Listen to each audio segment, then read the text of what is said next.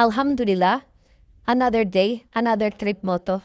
For today's video, day 1 ng pag-aalaga natin ng oyster mushroom. Sa totoo lang guys, wala akong idea or experience sa pag-aalaga ng oyster mushroom. Ito, susubukan natin mag-alaga. Sabi naman ang binilihan ko nito, madali itong alagaan. Basta alaga lang sa misting, ilagay sa malinis at malamig na lugar. Ito, January 14.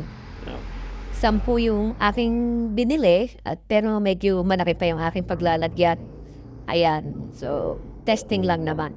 Guys, patingin. Yan. Pa-comment naman ako ng mga setup nyo at pa-comment din ng tips sa pag-aalaga ng oyster mushroom.